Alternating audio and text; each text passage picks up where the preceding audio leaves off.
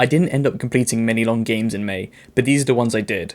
I'll be sharing my thoughts on their plot, achievements, and my overall experience, so this is your spoiler warning for all games I discuss today. I will try and keep the spoilers to a minimum, but some might slip through. At the end of each review, I'll rank them on a tier list from S, even after I put this down I couldn't stop thinking about it, to C, I completed this. Wait a minute, is that...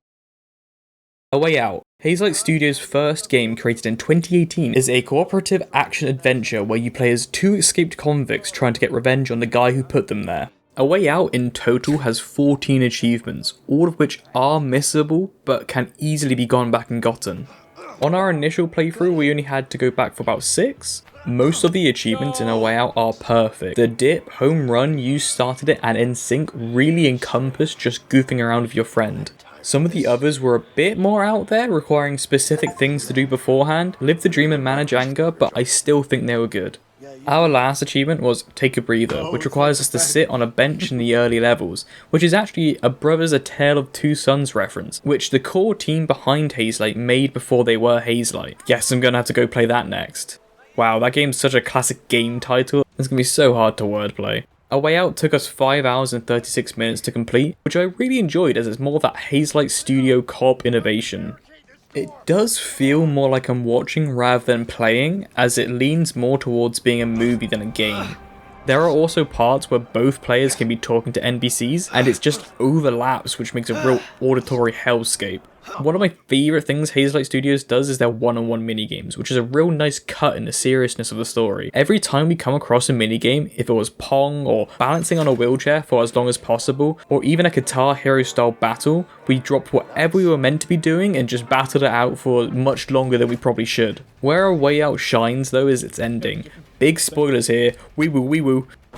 I love the ending. It was such a gut punch after building up this rapport with your friend all game, and it being twisted into having to fight each other to the death was such a rug pull. However, having the friendship I have didn't stop us from just sweating out to try and win. I enjoyed A Way Out, however I may be tainted by having played their newest 2 games first, which outshine this one by miles. I would recommend it if you wanted a great intro to Hazelight's co-op magic and wanted to play a game which is much more story than gameplay, even if I think it's the weakest of the trio. So with that, I would personally put it in B. A bit to the right? No, wait. A Little to the Left, created by Max Inferno, is a cozy puzzle game where you are tasked to organise household objects into just the right spot. Great, another thing I could put on the list of jobs I avoid in real life but will hyper-focus on in a game. A Little to the Left has 65 achievements over the main game and its 2 DLCs, Cupboards and Drawers and Seeing Stars.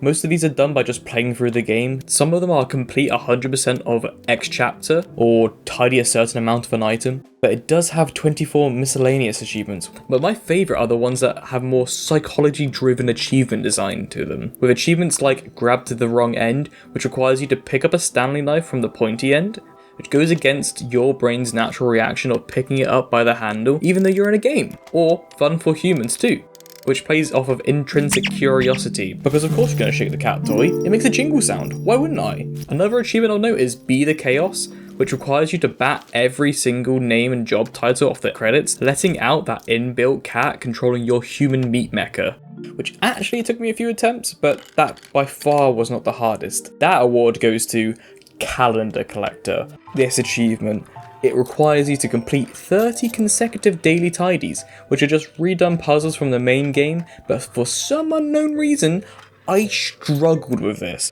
But not on my first run, no, I was getting so close, got to day 27, and it bugged, and it just bugged, and I couldn't get through it, no one was talking about it, I didn't know what to do, and I lost it. I could have just cheated it in, but Mama didn't raise a quitter, so I tried again, and I couldn't for the life of me log on for 30 straight days. But finally, after 212 days of daily tidies, I did it, and I am free.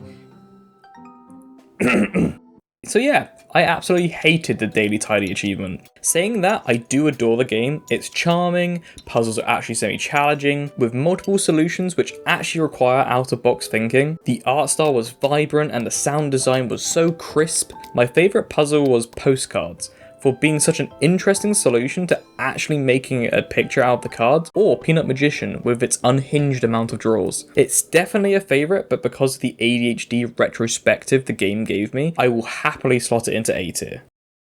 5 months later. Oh, I'm glad Little to the Left is done. Oh, it's been a while though. I do wonder if there's been any new achievements in the game. No achievements or DLC. Oh, a major update? What's in here then? Daily Tidy. What do you mean ease Daily Tidy streak requirements? No! This can't be true. Oh my god. You can now miss one day without your streak resetting. Wow, that surely would have been helpful. 5 months ago. Longest streak 51 days. Oh, come on! That's it. I'm gatekeeping Little to the Left achievements now. Ooh, I see you got your calendar collector after June 26th. Oh, playing on easy mode I see. JK, I hope everyone gets this achievement. Especially now it doesn't make you debate going to get tested. Dredge The Iron Rig is the second DLC for Dredge, which has, funnily enough, an iron rig. Oh my god, shock horror.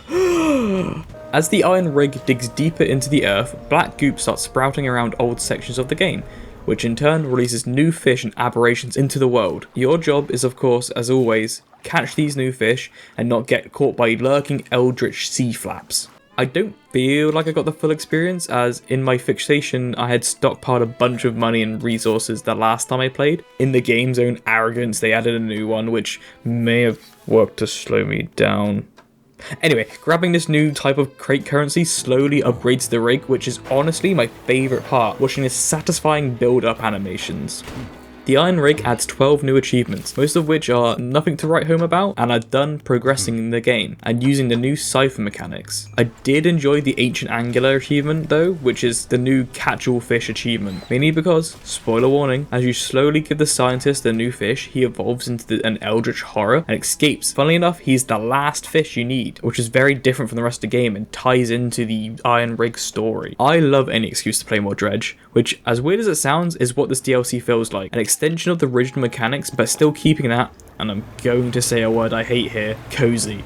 There. Horror game. The fishing minigame is still one of the most fun I've played, and trust me, I've played too many fishing minigames. However, I did start to feel fatigued from the game nearing the end, as it was feeling very repetitive, as the whole game is just fetch quests. Go catch this fish, go get this resource, oh, and then bring them back. The Iron Rig adds more than the pale reach, and is more of that eldritch horror that I love, and each fish feels like an art piece. No, not you, Stargazer. Go back to the depths of you. I feel very happy about encompassing the whole of Dredge and its DLC into A tier. May felt like a very cozy month to me because of these games I played. However, this isn't all I completed, as I got a bit obsessed with a certain bright sprite and a visually impaired woods, which I have a video on coming soon. If you made it to the end of the video, thank you very much for listening to my ramblings. It means a lot, and I hope you check out one of these games.